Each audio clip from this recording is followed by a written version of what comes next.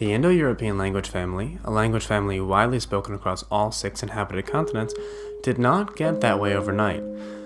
This language family has been spoken across all of Europe and significant portions of Asia for millennia and is able to be traced back between 5,000 and 6,000 years. This might sound quite old and established, but actually, this is pretty normal.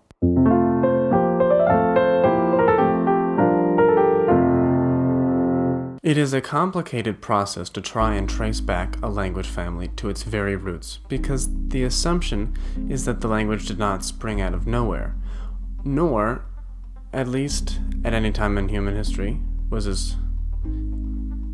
Instead, linguists compare words and grammar and try to recreate the language that was spoken before and see how it evolved to exist in the many ways it does today. In this spoken language, we call Proto-Indo-European.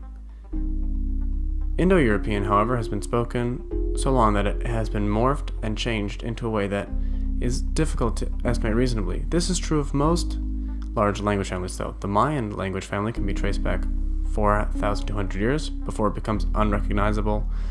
The Austronesian languages, 6,000, etc. The exception here is the old Afro-Asiatic languages, such as Hebrew, Aramaic, and Ge'ez, which has an estimated timeline of 9,000 years. However, there's an exception to this as well. The Mongolic languages, highlighted now, are only 800 years old.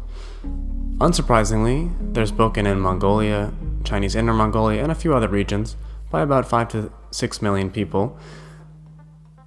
And while that means that it's not necessarily the most geographically or geopolitically important language family, it did used to be. The reason why this is so far-reaching is because this was once part of Genghis Khan's empire that he grew over a wide swath of Asia. And while he never forced the language on another group, he led enormous forced mass migrations and many Mongolians moved around the empire. However, it should be noted that other Mongolic languages were spoken elsewhere, such as the Khitan language of the Liao dynasty before the Great Khan was even born. Afterwards, though, and the reason the Mongolic languages are only about 800 years old is because there was rapid decline in the empire and the groups were quite disparate, which ended up evolving into distinct languages. Because his empire was so large, and crucially because the groups quickly went on to lose a great deal of contact, they allowed the language to change more independently than they would in one contiguous group. The Mongolic languages wasn't anything that could have just been made up on the spot. People were speaking languages before this language family was established to be its entire family and not just one language. But there will always be certain influences on certain languages, such as how Romanian, which is a Romance language, sounds sometimes Slavic.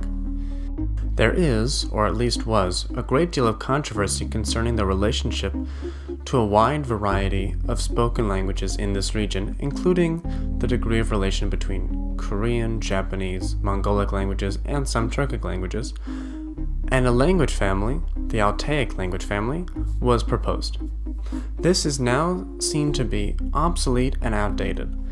Languages will naturally change and evolve over time in such a way that even a language without outside influence, though it may take longer, will change over time, in 1,000 years or so.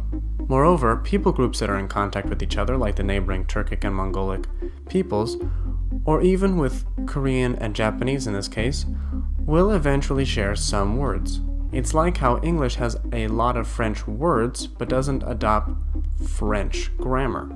This is bound to happen again. Over time, some languages, and then even some language families, will die out and others will replace them, so long as people are around. But what's next? Tune in next week to follow up on the future of language families, and until then, there's loads more to check out in written form through the links just below.